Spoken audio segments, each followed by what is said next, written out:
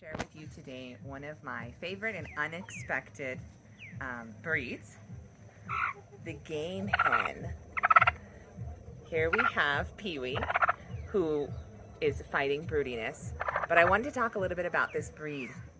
This breed is quite small and they're kind of wild. This chicken can fly like a bird and is really good at surviving outside of the coop. She's not very large. And the best part about this breed is they're amazing mothers. These chickens are fierce fighters. They defend their babies to the death. And they're really good at raising any type of chicken, teaching them how to forage in the wild. So if you're looking for a good free-range chicken, one that will be your personal incubator, try out a game hen.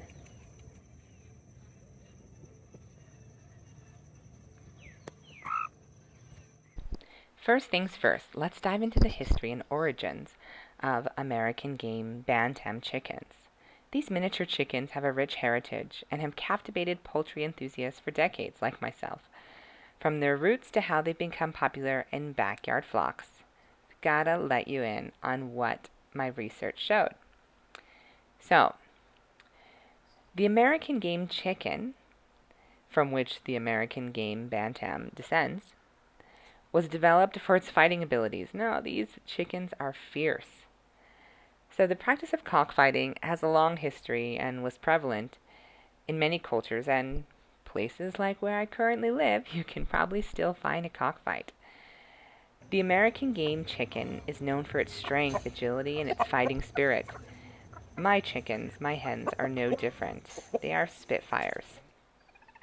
However, the interest in this poultry continued to grow beyond its cockfighting abilities. People started to notice that these chickens were so useful, and not only useful, but extremely beautiful. And so now they're kept for ornamental purposes, along for their breeding qualities.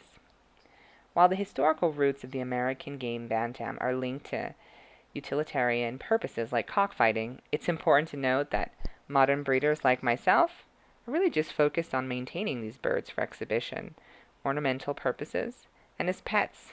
As you can see, each of my girls have a name that begins with P. These chickens are valued for their unique appearances, their vibrant personalities, and the joy they bring to backyard poultry enthusiasts like myself, rather than for their historical roles in cockfighting. Here you see lovely Penny getting a dirt bath with her 3 chicks at the time. So these American game bantams might be small in size, but they're big in personality. And their physical appearance is just beautiful, including their feathers. They've got really prominent tail feathers. It's those distinctive characteristics that make them stand out in the poultry world. Now, in terms of care and housing, what's essential for these American game bantams, if you keep them free range, is lots of space. They're wild birds, and they're really good at foraging. Of course, they need your basic chicken feed, but probably 9 times out of 10, especially my cockerels, they won't touch the feed. They go straight to foraging in the forest. In terms of nesting boxes and where the game hens lay their eggs, you've got to keep your eyes out if you let them free range, because an unexpected nest might pop up in an unexpected area where it's hard to reach. So trying to train them to lay eggs in the nesting boxes is key. I've had quite a few rogue nests over my short time with these chickens, which luckily did not result in little chicks because I found the nests in time with about 10 eggs. I got lucky. Let's talk a little bit about their behavior. Like I mentioned before in their history, these chickens are feisty, especially as broody mamas. They have that tendency to protect those eggs, and I have been pecked at more than once. Recently, holding one of my cockerels, I saved him from being trapped in the kitchen. He pecked at my arm and actually drew blood. So this breed is a little more on the aggressive side. And now let's focus on breeding and reproduction. That being stated that they're a little bit more on the aggressive side, I wouldn't recommend keeping multiple roosters of this breed.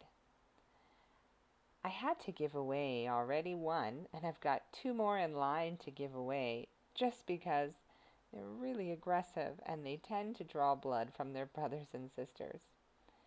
Leaving the violence aside, it's really important to mention that the American game bantams are amazing mothers. They've got you covered if you need a living, walking, breeding incubator. These chickens are wonderful at raising chicks, and they're great adoptive moms also.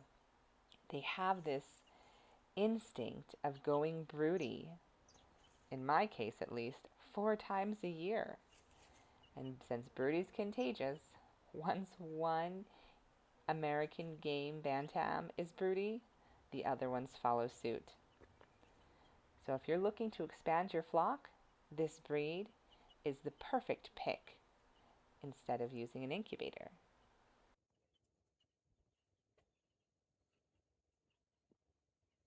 Here we have Pee-wee with her babies. It's been 1 week outside of the nest. Outside of the eggs, technically. And they are just so lovely. They follow her everywhere she goes. And they're so precious.